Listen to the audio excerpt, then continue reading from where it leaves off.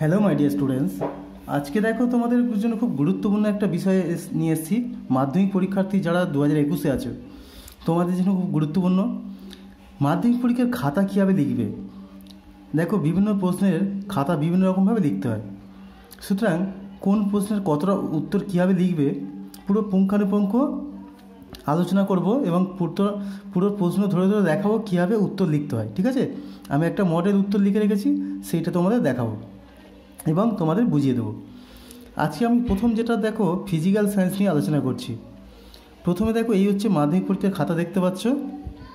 এখানে সালটা লিখবে, তোমরা 2021-এ পরীক্ষা দেবে, সুতরাং এখানে 21 লিখবে। আর তারপর দেখো এখানে সাবজেক্টের জায়গায় তোমরা যে সাবজেক্ট পরীক্ষা দেবে, আজকে আমি দেখাচ্ছি ফিজিক্যাল সায়েন্স, ভৌতবিজ্ঞান। তোমরা ভৌতবিজ্ঞান বা ফিজিক্যাল সায়েন্স যে কোনো একটা লিখতে পারো, যে যার নাম লিখবে, বাংলা বা ইংরাজি যে কোনো খুশি। তোমাদের যে রেজিস্ট্রেশন, তোমাদের যে রোল নাম্বার আছে, অ্যাডমিট কার্ড, সেই অ্যাডমিট কার্ড থেকে রোল এবং নাম্বারটা লিখে নেবে। এখানে রোল আর এখানে নাম্বার যেমন আছে ঠিক এইভাবে রেজিস্ট্রেশন নাম্বার একই রকমভাবে এটা দেখতে পাবে, এটা লিখে নেবে। আর অ্যান্সারটা তুমি কিসে লিখবে, বাংলায় লিখবে, তাই এটা বেঙ্গলি লিখে দেবে, বা এখানে বাংলা লিখতে পারো। যদি কেউ ইংরাজিতে হ্যান্ডরাইটিং করো তাহলে সেটাকে ইংরাজি লিখবে। ঠিক আছে, এই হচ্ছে ফার্স্ট পেজ। আর এখানে তোমাদের কোনো কাজ নেই আপাতত।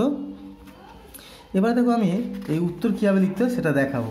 তার আগে আমি প্রশ্নটা একটু দেখাই। দেখো, আমি 2019 সালের প্রশ্নটা নিয়েছি, যাতে তোমাদের 2021-এ খুব কাজে লাগবে। কারণ এই 2019 সালের প্রশ্নটা 2021-এ অনেক প্রশ্ন কমন পড়তে পারে, সেই জন্য আমি 2019 সালের প্রশ্ন নিয়ে আলোচনা করছি। ঠিক আছে, এখানে দেখো 4টি বিভাগে ভৌতবিজ্ঞানে প্রশ্ন উত্তর দিতে হবে। বিভাগটা তোমাদের লাগবে না, এটা শুধুমাত্র বহিরাগতদের জন্য, এটা বাদ। তোমাদের ক, খ, গ, ঘ এই 4টি বিভাগ করতে হবে। প্রথম দেখো, 1 নম্বর যে ক বিভাগটা রয়েছে, এটা বহু বিকল্প ভিত্তিক প্রশ্ন। নিচের প্রশ্নের উত্তর, নিচের প্রতিটি প্রশ্নের নিচে উত্তর হিসেবে 4টি করে বিকল্প দেওয়া আছে, যেটি ঠিক সেটি লিখতে হবে। অর্থাৎ এগুলো এমসিকিউ প্রশ্ন।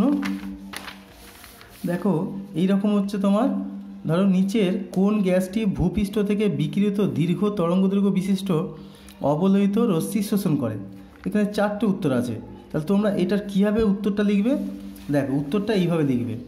এটা দেখো 1-এর দাগের 1, সুতরাং 1-এর দাগের 1, তারপর হচ্ছে এখানে উত্তরটা কি CH4। পুরো প্রশ্নটা লেখার দরকার নেই। ঠিক আছে, প্রশ্নটা লেখার কোনো দরকার নেই, তোমরা শুধুমাত্র উত্তরটা লিখবে। বুঝতে পারলে? আরেকটা দেখাচ্ছি, দেখো 1.2 এসটিভিতে 2.24 লিটার অধিকার করে। এটা হচ্ছে তোমার 4টে অপশান দেওয়া আছে। ঠিক আছে, যেটা সঠিক উত্তর এই 1.2, দাগ নাম্বারটা খুব ভালো করে দেবে। ঠিক আছে, দাগ নাম্বারটা যেন ভুল না হয়। 1.2 এটা এ, 4.4 গ্রাম CO2। ঠিক আছে, এরপর একই রকমভাবে দেখো সি-এর দাগের প্রশ্ন। এরকমভাবে প্রত্যেকটা প্রশ্ন আমি দেখাচ্ছি পরপর। দেখো, খাতাটা দেখে নাও ভালো করে, এইভাবে পরপর লিখে দেবে। ঠিক আছে, দেখতে পাচ্ছ কত সুন্দর করে লেখা হয়েছে। তোমরা ঠিক খাতায় পরপর এরকম দাগ নাম্বার এবং অপশান তার সঙ্গে উত্তর, অপশান তার সঙ্গে উত্তর। ঠিক আছে, এইভাবে হচ্ছে তোমরা উত্তরগুলো দিতে থাকবে। এইভাবে দেখো একটা পেজে তোমার 15টা সবই হয়ে গেল। ঠিক আছে, আশা করছি বুঝতে পারলে এমসিকিউ কেমনভাবে লিখবে ভৌতবিজ্ঞানের জন্য। এবার দেখো, আমরা খ বিভাগ নিয়ে আলোচনা করব। খ বিভাগের প্রশ্নটা বুঝে নাও আগে। দেখো, খ বিভাগ থেকে কী বলেছে, নিম্নলিখিত প্রশ্নগুলির উত্তর দাও, বিকল্প প্রশ্নগুলি লক্ষণীয়। অর্থাৎ কিছু কিছু বিকল্প প্রশ্ন আছে, সেগুলোও দেখতে হবে। এটা কীভাবে লিখবে, এগুলো হচ্ছে দেখো নিম্নলিখিত প্রশ্নগুলির উত্তর দাও। যেহেতু এটা বলেছে, সুতরাং এটা তুমি পূর্ণবাক্যে উত্তরটা দেবে, তাহলে উত্তরটা ভালো হবে, সুবিধা হবে। দেখো, প্রথম 2.1 জ্বালানির তাপন মূল্যের একক লেখো। জ্বালানির তাপন মূল্যের একক কেজি জুল পার গ্রাম।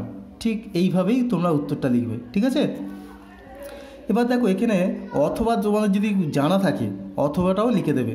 কারণ ধরো যদি এটা তোমার ভুল হয়ে যায়, তাহলে অথবা যদি ঠিক হয়, তাহলে সেখান থেকে তোমরা কিন্তু উত্তরের নাম্বার পেয়ে যাবে। সেই জন্য তোমাদের আমি রিকমেন্ড করব যে অথবা দাগে যেগুলো দেওয়া আছে, সেই অথবার কিন্তু উত্তরগুলো লিখে দেবে। এখানে যেমন অথবাতে দেওয়া আছে, দেখো স্ট্র্যাটোস্ফিয়ারের উচ্চতা বৃদ্ধির সঙ্গে উষ্ণতা বাড়ে না কমে। তাহলে এখানে লিখবে স্ট্র্যাটোস্ফিয়ারের উচ্চতা বৃদ্ধির সঙ্গে উষ্ণতা বাড়ে। ঠিক আছে, এইভাবে তোমার লিখবে। ওজোন স্তর 2 নম্বর, দেখো দাগ নম্বরটা অবশ্যই দেবে 2.1। এবার 2.2 ওজোন স্তর সূর্য থেকে আগত কোন রশ্মির ভূপৃষ্ঠে আপতনকে প্রতিহত করে। ঠিক আছে, এটা লিখবে ওজোন স্তর সূর্য থেকে আগত অতিবেগুনি রশ্মির ভূপৃষ্ঠে আপতনকে প্রতিহত করে। এখন দেখো উত্তর বলেছে কোন রশ্মির, তাই না? এখন থেকে এই উত্তরটা হচ্ছে এটা, অতিবেগুনি রশ্মি। সুতরাং তোমরা চাইলে এই উত্তরটাকে একটু আন্ডারলাইন করতে পারো, উত্তরটাকে তোমরা আন্ডারলাইন করে দিতে পারো, ঠিক আছে। এবার দেখো নিচের বিবৃতিটি সত্য না মিথ্যা লেখো। অ্যাভোগাড্রো সূত্রে গ্যাসের অণুগুলির আয়তন নগণ্য ধরা হয়, নগণ্য গণ্য করা হয়, আয়তন গণ্য করা হয়, ঠিক আছে। অ্যাভোগাড্রো সূত্রে গ্যাসের অণুগুলির আয়তন গণ্য করা হয়, এটা ঠিক না ভুল? তাহলে এটা তোমরা প্রথমে এটা পুরোটা লিখবে, অ্যাভোগাড্রো সূত্রে গ্যাসের অণুগুলির আয়তন গণ্য করা হয়, দিয়ে ড্যাশ দিয়ে মিথ্যা, ঠিক আছে। এইভাবে তোমার উত্তরগুলো করতে থাকবে। আমি সব উত্তর বলছি না, কারণ সব উত্তর বলতে গেলে এক্ষুনি তোমার অনেক বড় হয়ে যাবে ভিডিওটা। আমি কিছু কিছু যেগুলো গুরুত্বপূর্ণ সেগুলো বলছি। দেখো এরপর দেখো এখানে আছে নিচের বিবৃতিটি সত্য না মিথ্যা লেখো। কোনো বস্তুর মধ্য দিয়ে তাপ পরিবহনের সময় বস্তুর উপাদান কণাগুলির স্থান পরিবর্তন হয়, এটা মিথ্যা উত্তর। আমি কীভাবে লিখবো দেখো, এটা এইভাবে তুমি লিখবে, কোনো বস্তুর মধ্য দিয়ে তাপ পরিবহনের সময় বস্তুর উপাদান কণাগুলির স্থান পরিবর্তন হয়, এটা হলো মিথ্যা। সুতরাং তোমরা দাগ নাম্বারটি সুন্দর করে দেবে, দাগ নাম্বারটা একটু আন্ডারলাইন করতে পারো, এইভাবে তোমরা উত্তরগুলো লিখবে, ঠিক আছে। আমি উত্তরগুলো পরপর কীভাবে খাতায় লেখা হয়েছে দেখাচ্ছি। দেখো এইভাবে তোমরা পরপর লিখতে হবে, অথবা দেখে এভাবে অথবা লিখবে, অথবা দিয়ে তার উত্তরটা লিখবে। এবার দেখো এখানে ভৌতবিজ্ঞানের একটা গুরুত্বপূর্ণ অংশ আছে, এই বাম স্তম্ভ ডান স্তম্ভ। বাম স্তম্ভের সঙ্গে ডান স্তম্ভের সামঞ্জস্য বিধান করো। এটা হচ্ছে 4টে পরে বাম স্তম্ভ আর ডান স্তম্ভ। এটা তোমরা কীভাবে লিখবে দেখো, এটা লিখবে এইভাবে, এই হচ্ছে বাম স্তম্ভ আর এদিকে ডান স্তম্ভ। বাম স্তম্ভে দেখো এই 2.11.1, এই 2.11.1 দিয়ে এটা হচ্ছে কি, যেটা বলেছে অক্সাইডের আস্তরণ দ্বারা জলীয় বাষ্পের আক্রমণ থেকে সুরক্ষিত থাকে। তাহলে এটার উত্তর কী হবে, এইভাবে তুমি অ্যারো দিয়ে, উত্তরটা হচ্ছে সি অ্যালুমিনিয়াম, ঠিক আছে। উত্তরটা হচ্ছে সি অ্যালুমিনিয়াম, তুমি এখানে দাগ নাম্বার দিয়ে এই অ্যারো দিয়ে সি অ্যালুমিনিয়াম, ঠিক এইভাবে লিখবে। দ্বিতীয়টার উত্তর একই রকমভাবে দেখো, ডি লিথিয়াম, এই যে ডি লিথিয়াম, সুতরাং এখানে ডি লিথিয়াম দিয়ে দিলে। এরপরে দেখো এই সিএটা পুরো লিখলে, এখানে এ হচ্ছে কপার, এবং দেখো চারেরটা যেটা, এটা হচ্ছে এই তোমার তীর চিহ্ন দিয়ে বি বেরিলিয়াম। ঠিক এইভাবেই তোমরা উত্তরগুলো করবে, তাহলে খুব সুন্দর হবে। আরেকটা জিনিস বলে দিই, দেখো যদি তোমাদের একটা জিনিস ধরো ভুল হয়ে গেছে, ধরো এটা নিউক্লিয় বিভাজন হবে, নিউক্লিয় বিভাজনের হয়ে গেছে, তাহলে কী করবে, এইবার সিঙ্গেল লাইন কেটে দেবে। অতিরিক্ত এরকম হিজিবিজি করে খাতাটাকে নষ্ট করবে না, তোমরা জাস্ট সিঙ্গেল একটা লাইন এরকম টেনে দেবে, এই সিঙ্গেল একটা লাইন টেনে দেবে, তাহলে হচ্ছে তোমাদের উত্তরটা ভালো লাগবে দেখতে। এবার দেখো যদি লুইস ডট গঠন করতে হয়, লুইস ডট গঠন করার সময় অবশ্যই খেয়াল করতে হবে। দেখো এখানে N2 লুইস ডট চিত্র চেয়েছে, N এদের ইলেকট্রনগুলো দেখাবে এই ডট করে, একটাকে একটু বোল্ড করে দেবে, কালো করে দেবে, আর একটাকে ফাঁকা রাখবে, তাতে বুঝতে সুবিধা হবে কোনটা হচ্ছে কার ইলেকট্রন। এইভাবে গোল করে এদেরকে 8টা করে দেখাবে, আর এইভাবে দেখো একটা করে বন্ড হচ্ছে পাশাপাশি দেখাচ্ছ, এই 3টে বন্ড হচ্ছে N ট্রিপল বন্ড, আর নিঃসঙ্গ ইলেকট্রনগুলো মাথায় এইভাবে দেখাবে, এবং দেখো পরিষ্কার বোঝা যাচ্ছে এটা এর ইলেকট্রন, এটা এর ইলেকট্রন, পরিষ্কার এখান থেকে বোঝা যাচ্ছে। সুতরাং এইভাবে তুমি একটা মোটা করে দেবে আর একটা ফাঁকা রাখবে, ঠিক আছে। আচ্ছা এরপরে দেখো কিছু গুরুত্বপূর্ণ বিষয় এরপরে যেটা বলছি, এবার হচ্ছে দেখো বিভাগ গ। বিভাগ গতে কি আছে, নিম্নলিখিত প্রশ্নগুলির উত্তর লেখো, ঠিক আছে, উত্তর দাও, নিম্নলিখিত প্রশ্নগুলির উত্তর দাও। এখন দেখো তার আগে আমি একটু এটা দেখিয়ে রাখি, তোমাদের যে প্রতিটা প্রশ্নের আমি উত্তরগুলো একটু দেখিয়ে রাখছি, দেখো কীভাবে তোমরা পরপর লিখবে, ঠিক এইভাবে খাতাটা তোমরা তৈরি করবে। আর দেখো প্রশ্ন যখন লেখা হয়ে যাবে শেষে কিন্তু এইখানটায় পিটিও দিয়ে দেবে, অর্থাৎ পেজ টার্ন ওভার, মানে পরের পৃষ্ঠায় আছে, সুতরাং এটা তুমি পরীক্ষককে দেখাচ্ছ। আচ্ছা এবার দেখো আমরা যেটা গ বিভাগে চলে যাচ্ছি, নিম্নলিখিত প্রশ্নগুলির উত্তর দাও, বিকল্প প্রশ্নগুলি লক্ষণীয়, ঠিক আছে। এখানে দেখো 3 দাগে 3.1 স্থিতিশীল উন্নয়নের ধারণা কী, তা এইভাবে তোমরা লিখবে, স্থিতিশীল উন্নয়নের ধারণা বলে এইভাবে একটা ছোট্ট ক্যাপশন করবে, তাতে একটু তোমার আন্ডারলাইন করে দেবে, কলম দিয়ে দেবে, বলে এবার তুমি লিখতে থাকবে এইভাবে পরপর, এইভাবে একটু গ্যাপ দিয়ে এখান থেকে শুরু করবে, করে এইভাবে পরপর তুমি লিখতে থাকো, ঠিক আছে। যদি দেখা যায় একটু বড় হচ্ছে তাহলে প্যারা করবে, এইভাবে প্যারা করে তুমি উত্তরটা লিখবে। সুতরাং এই হচ্ছে তোমার হয়ে গেল 2 নম্বরের প্রশ্ন। এবার দেখো এরপরে 3.2তে একটা অঙ্ক রয়েছে। কোনো গ্যাসের 1 গ্রাম 7 ডিগ্রি সেন্টিগ্রেড উষ্ণতায় এবং 2 অ্যাটমসফিয়ার চাপে 410 ml আয়তন অধিকার করে, গ্যাসটির মোলার ভর নির্ণয় করো। এখানে আর এর মানটা দেওয়া আছে। সুতরাং এইভাবে যখন অঙ্কগুলো থাকবে তুমি কীভাবে করবে দেখো, আমরা এটা আদর্শ গ্যাসের অঙ্ক জানি, সুতরাং পিভি সমান এনআরটি এই আদর্শ গ্যাস সমীকরণ লিখে নেবে। এখান থেকে এনের জায়গায় ডব্লিউ/এম আরটি করবে। এখান থেকে দেখো চেয়েছে এম এর মান অর্থাৎ মলিকুলার ওয়েট মোলার ভর, এম সমান ডব্লিউ/পিভি। এবার প্রত্যেকটার মান যা দেওয়া আছে এখানে বসিয়ে দেবে। এখানে দেখো দেওয়া আছে 1 গ্রাম, তাহলে ডব্লিউটা এখানে দেওয়া আছে দেখো 1 গ্রাম, 1 গ্রাম। আর এর মান দেওয়া আছে, টি হচ্ছে কেলভিনে করবে, 7 ডিগ্রি সেন্টিগ্রেড দেওয়া আছে সেটাকে কেলভিনে করে নিলে, ঠিক আছে। এইভাবে প্রত্যেকটা তুমি করতে থাকো। এবার এম এর মানটা এখানে বসিয়ে দাও। আর এখানে ভিটাকে দেখো লিটারে করতে হবে, কারণ কি আর এর মানটা লিটার অ্যাটমসফিয়ারে, সুতরাং ভিটাকে এমএলটাকে লিটার করার জন্য 1000 দ্বারা ভাগ করে দিলে। এইবারে দেখো এখানে পরপর দিয়ে তুমি কাটাকুটি করতে থাকো, পরপর বসিয়ে দিলে। এবার এটা কাটাকুটি করবে পরিষ্কার করে নিয়ে লাস্টে উত্তর দিকে দেবে গ্যাসটির মোলার ভর 28 গ্রাম, ঠিক আছে। এইভাবে তোমার উত্তর করবে।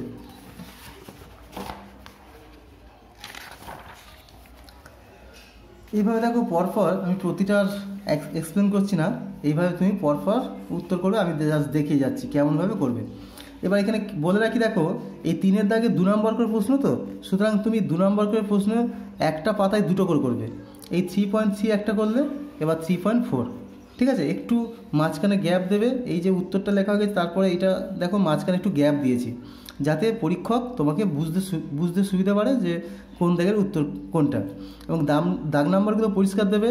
আর দাগ নাম্বার কিন্তু এই তোমার যে আমরা যে লাইন টেনেছি সেই লাইনের কিন্তু মানে এখানে দেবে, এই ভিতরে দেবে না, ঠিক আছে। মার্জিন যেটা, এই মার্জিনের কিন্তু এখানে দেবে না, কারণ এখানে কী হয়, এখানে হচ্ছে পরীক্ষক খাতার নাম্বার দেবে, ঠিক আছে। এখানে নাম্বার দেবে, এই জায়গাগুলো নাম্বার দেবে, তোমার দাগ নাম্বারটা এইখানটায় দেবে এবং দাগ নাম্বারগুলো একটু আন্ডারলাইন করে দেবে, যাতে দাগ নাম্বারগুলো বুঝতে সুবিধা হয়, ঠিক আছে। এবার দেখো এইভাবে পরপর আমি দেখিয়ে যাচ্ছি।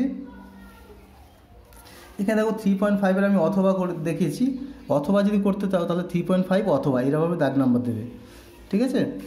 এবার দেখো এখানে 3.6টা একটু বলে দিই। 3.6-এর এখানে দেওয়া আছে দেখো, 2টি ভৌত ধর্মের সাহায্যে সোডিয়াম ক্লোরাইড ও ন্যাপথালিনের মধ্যে পার্থক্য করো। এইরকম যদি দেয়, সুতরাং এইগুলো কি তুমি ছক করে করলে খুব সুন্দর লাগে দেখতে। সুতরাং এইভাবে করবে, সোডিয়াম ক্লোরাইড ও ন্যাপথালিনের পার্থক্য, ভৌত ধর্ম সোডিয়াম ক্লোরাইড ন্যাপথালিন, গলনাঙ্ক ও স্ফুটনাঙ্ক, দ্রাব্যতা, এইভাবে আলাদা করে নিলে আলাদা কালি ব্যবহার করতে পারো। কালি কিন্তু 2 রকম ব্যবহার করবে, একটা হচ্ছে নীল আর একটা হচ্ছে কালো, অন্য কোনো কালি ব্যবহার করবে না। তাহলে এখানে গলনাঙ্ক স্ফুটনাঙ্ক, এটা সোডিয়াম ক্লোরাইডের ক্ষেত্রে আয়নীয় যৌগ হয়, গলনাঙ্ক স্ফুটনাঙ্ক বেশি। ন্যাপথালিন এটা সমযোজী যৌগ হয়, গলনাঙ্ক স্ফুটনাঙ্ক তুলনামূলক কম হয়। আর এর পরেরটা দেখো দ্রাব্যতা, সোডিয়াম ক্লোরাইড এটা ধ্রুবীয় দ্রাবক, অর্থাৎ যেমন জলে দ্রবীত হয়, আর এটা অধ্রুবী দ্রাবক যেমন অ্যালকোহলে দ্রবীত হয়। এবং দেখো তারপরে পিটিও কিন্তু এখানে অবশ্যই দেবে যতক্ষণ না পরীক্ষা শেষ হচ্ছে। আচ্ছা, এরপর 7-এর দাগের প্রশ্ন দেখো, 2টি জলীয় দ্রবণ, একটি ফেরিক ক্লোরাইড অপরটি অ্যালুমিনিয়াম ক্লোরাইড। অ্যামোনিয়ার জলীয় দ্রবণের সাহায্যে কীভাবে ফেরিক ক্লোরাইড দ্রবণটি শনাক্ত করবে, সমিত সমীকরণ উত্তর দাও। তাহলে এখানে ফেরিক ক্লোরাইডটাকে শনাক্ত করতে হবে অ্যামোনিয়াম ক্লোরাইডের সাহায্যে। যখন এইরকম থাকবে কিন্তু বিক্রিয়াগুলো অবশ্যই দেবে। অ্যামোনিয়ার জলীয় দ্রবণের সঙ্গে ফেরিক ক্লোরাইড বিক্রিয়া করে বাদামি বর্ণের ফেরিক হাইড্রক্সাইডের অধক্ষেপ উৎপন্ন করে। এই ফেরিক হাইড্রক্সাইড ব্র্যাকেটে তার সংকেত দিয়ে দিলে FeCl3 3NH4 OH তীর চিহ্ন FeOH-এর হোল 3, এটা যেহেতু অধক্ষেপ সুতরাং এটা এইভাবে চিহ্নটা অবশ্যই দেবে। আর 3টে অ্যামোনিয়াম ক্লোরাইড, ঠিক আছে। এবার দেখো কিন্তু অ্যালুমিনিয়াম ক্লোরাইডের সঙ্গে অ্যামোনিয়ার জলীয় দ্রবণ বিক্রিয়া সাদা জেলির মতো অ্যালুমিনিয়াম হাইড্রক্সাইড অধক্ষিপ্ত হয়। এটাও একই রকম বিক্রিয়া দিয়ে দিলে, এখানে এটা বাদামি লিখলে এটা সাদা জেলির মতো, ঠিক আছে, এখানে লিখে দেবে খুব পরিষ্কার। তাহলে এইভাবে হচ্ছে তোমার এটা হয়ে গেল। এইখান থেকে দেখো তাহলে আমরা মানে পার্থক্য করতে পারলাম, যেহেতু এটা বাদামি এটা সাদা, সুতরাং যেটা বাদামি সেটা ফেরিক ক্লোরাইড। এইভাবে সুন্দর করে ইকুয়েশানগুলো দেবে। আচ্ছা, এরপর দেখো 3.8 3.9 অথবাটা করেছি, কারণ দেখো এখানে খেয়াল করতে হবে। দেখো আমি 3.9টা একটু বলি, মিথেনকে অক্সিজেনে দহন করলে কী ঘটে, সমিত রাসায়নিক সমীকরণ সহ লেখো। এই প্রশ্ন আছে। আর অথবাতে আছে অ্যাসিটিক অ্যাসিড ও ইথাইল অ্যালকোহলের একটিও ব্যবহার। এখন এই প্রশ্নের থেকে দেখো এটা অনেক সহজ, সুতরাং প্রশ্ন তোমাদের কীভাবে নির্বাচন করবে সেটাও কিন্তু একটা ইম্পর্টেন্ট, তাই না? পরীক্ষায় আমি সব প্রশ্ন নির্বাচন সমানভাবে করলে হবে না, এটা বুঝে শুনে করতে হবে। ব্যবহারটা একটা করে লিখে দিলেই হয়ে যাবে, 1 নম্বর করে পেয়ে যাবো। সেই জন্য দেখো অ্যাসিটিক অ্যাসিডের ব্যবহার ভিনিগার প্রস্তুত করতে ব্যবহৃত হয়। ইথাইল অ্যালকোহলের ব্যবহার কি? ইথাইল অ্যালকোহলের ব্যবহার এটা পানীয় হিসেবে, মদ তৈরিতে এবং গালা, রজন, মোম ইত্যাদি দ্রাবক হিসেবে ব্যবহৃত হয়। সুতরাং এইভাবে দেখো এটা খুব সহজে তুমি নাম্বারটা পেয়ে যাবে। এবার দেখো আমরা 4 দাগে চলে আসছি। বিভাগ ঘ বিভাগ, এখানে তোমার 3 নম্বর করে প্রশ্ন রয়েছে এবং করতে হবে কতগুলো? এখানে দেখো তোমার 12টা প্রশ্নের উত্তর করতে হবে। 12টা, 3 × 12, এখানে হচ্ছে 3 × 12 অর্থাৎ 36 নম্বর, 3 নম্বর করে। যদি এখানে কিন্তু ভাগ থাকবে, পুরো 3 থাকে না, 2 + 1 বা 1 + 2 এরকম থাকে।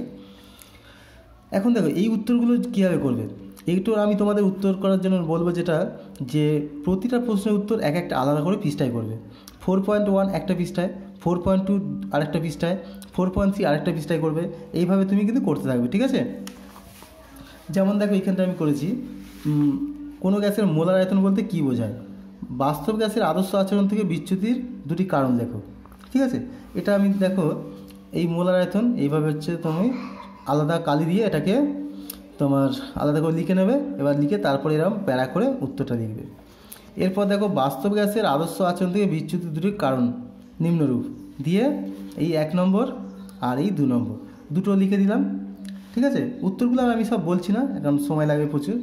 এবার দেখো এইখানটা আমি খাটের জায়গা ফেলে রেখেছি, কারণ এইখান থেকে আর আমি পরের দাগের অ্যান্সার লিখলে কমপ্লিট হবে না, তাই এটুকু আমি জায়গা কিন্তু ফেলেই রেখে দিলাম, ঠিক আছে? এটুকু আর দরকার নেই, আমি পরের পাতা থেকে আবার শুরু করব।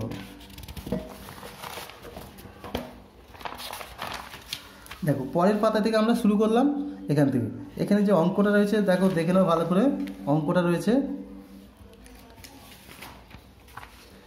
উচ্চ উষ্ণতায় অ্যালুমিনিয়াম দ্বারা Fe2O3কে বিজারিত করে 558 গ্রাম Fe প্রস্তুতির জন্য কত গ্রাম অ্যালুমিনিয়াম প্রয়োজন?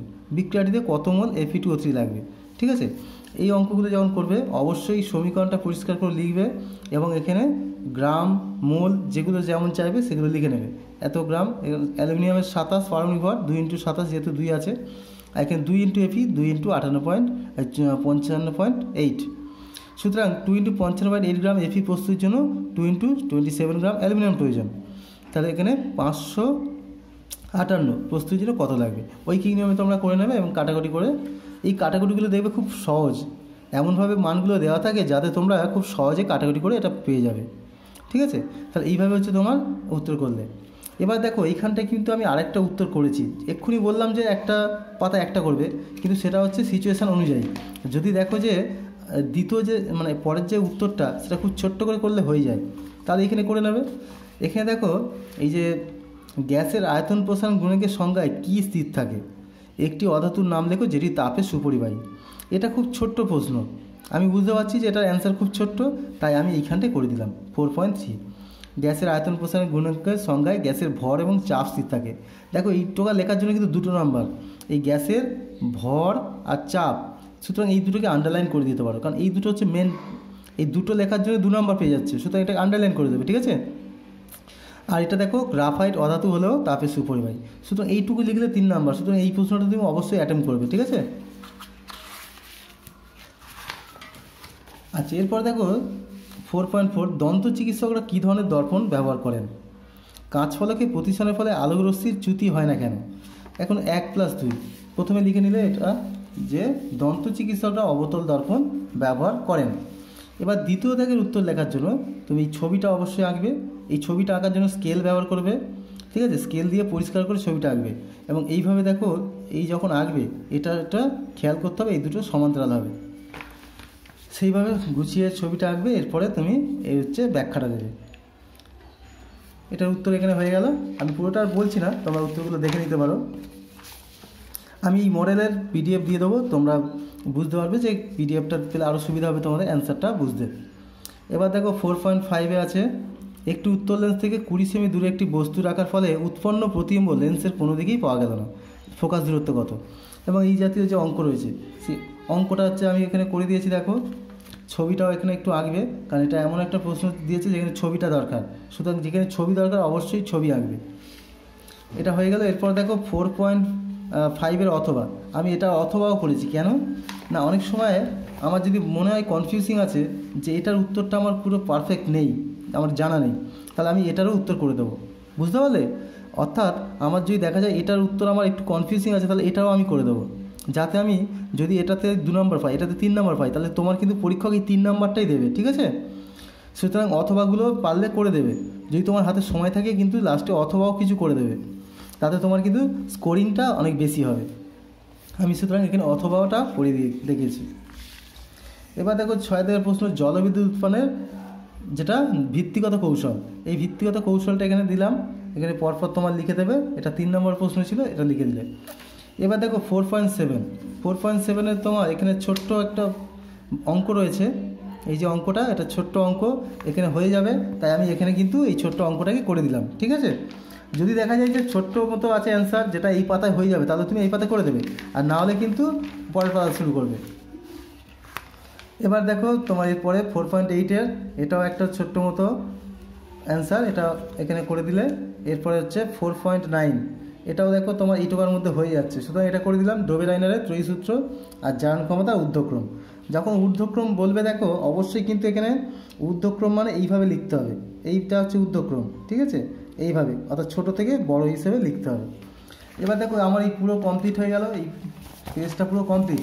এবার আমার নতুন পেজ নিতে হবে, সুতরাং নতুন যখন পেজ নেবে এখানে অবশ্যই কিন্তু 1 লিখে দেবে, অর্থাৎ এখানে লেখা আছে লুজ শিট নাম্বার আর নাম্বারস, সুতরাং এখানে আমি 1 লিখে দিলাম। কেন? আমি একটা লুজ পেজ নিয়েছি, এই যে আমি লুজ পেজটা নিয়েছি।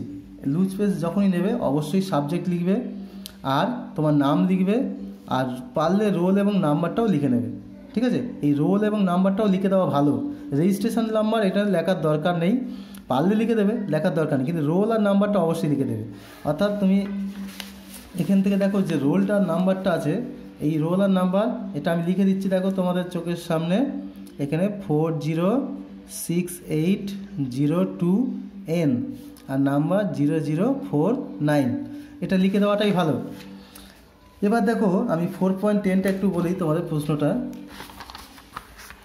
ধাতব তারের মধ্য দিয়ে তড়িৎ পরিবহন এবং তড়িৎ বিশ্লেষণের মধ্য দিয়ে তড়িৎ পরিবহনের মধ্যে তড়িৎ পরিবহনের দুটি পার্থক্য। যখনই পার্থক্য বলবে অবশ্যই তোমরা এইভাবে লিখবে, পার্থক্য যখনই বলবে তুমি এইভাবে লিখবে।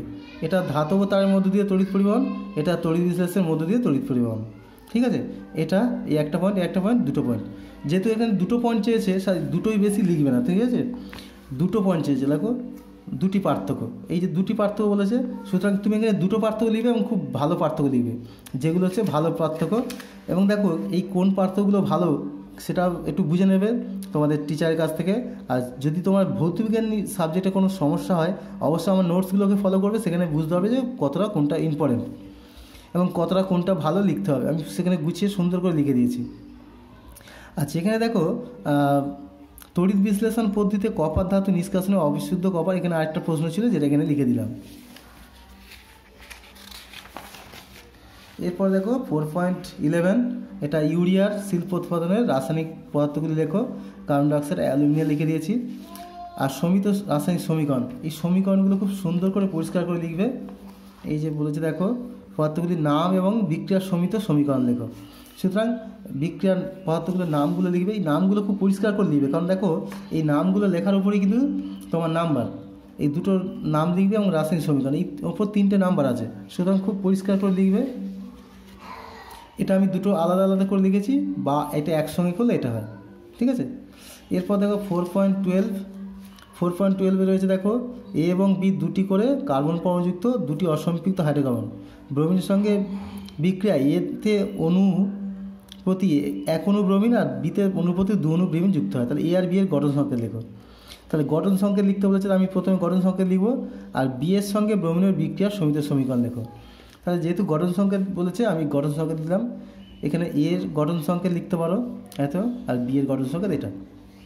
এবার এর সঙ্গে বি এর সঙ্গে বিক্রিয়া চেয়েছে, সুতরাং বি হচ্ছে অ্যাসিটিলিন, এর সঙ্গে দুটো ব্রোমিন যুক্ত হলো CCl4, দুদিকে দুটো ব্রোমিন, এইভাবে তুমি দেখিয়ে দেবে। এবং দেখো এখানেই কিন্তু সমাপ্ত হয়ে গেছে, সুতরাং তুমি যখন শেষ হয়ে যাবে তখন লাস্টে এরকম সমাপ্ত লিখে দেবে যে এখানেই শেষ। ঠিক আছে। আর আরেকবার বললাম যে যদি তোমাদের দেখো এই যে লুজ সিটটা নেওয়ার পর এখানে অবশ্যই এক্সামিনার তোমার যে টিচার থাকবে সেই টিচার অবশ্যই এখানে সই করবে, সেটা তুমি অবশ্যই কনফার্ম করে দেখে নেবে যে এখানে সইটা হলো কি না, ঠিক আছে। আর মার্জিনটা অবশ্যই টানবে, পরীক্ষায় কিন্তু মার্জিনটা অবশ্যই টানবে, এইভাবে সুন্দর করে মার্জিন টানবে, গ্যাপটা এইরকম রাখবে, খুব বেশি গ্যাপ রাখবে না, তাতে আবার কী হবে এদিকে লেখার স্পেসটা কম পাবে। বাঁদিকে মার্জিন এবং উপরে খুব বেশি মার্জিন দেবে না, মোটামুটি এই এতটা মার্জিন দেবে যে এখানে তোমার টিচাররা নাম্বার দেবে, সুতরাং এই মার্জিনটা এইভাবেই তুমি দেবে, ঠিক আছে। আর হচ্ছে পিটিওটা অবশ্যই লিখো, এটা ভালো লাগবে এটা লিখলে, আর অ্যান্সারগুলো ঠিক এইভাবে করবে, ঠিক আছে। আমি আরেকবার লাস্টে দেখিয়ে দিচ্ছি পুরো আমার খাতাটা, যাতে তোমরা বুঝতে পারো কীভাবে অ্যান্সারটা করবে। আমি পুরো খাতাটা লাস্ট পর্যন্ত একবার দেখাচ্ছি, দেখো।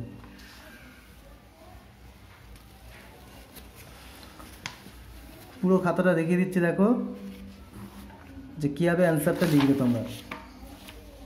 পরিষ্কার পরিচ্ছন্ন, যদি কাটাকুটি হয় তাহলে কিন্তু তোমরা সেটা একটা জাস্ট সিঙ্গেল লাইনে কেটে দেবে, যাতে মানে খাতাটা না খারাপ লাগে দেখতে। এইভাবে গ বিভাগ শুরু যখন হবে গ বিভাগ লিখবে, অবশ্যই দেখো প্রথমে ক বিভাগ লিখে নেবে, তারপরে খ বিভাগ এবং তারপরে গ বিভাগ, এবং গ হয়ে গেলে ঘ। যদি কোথাও দেখো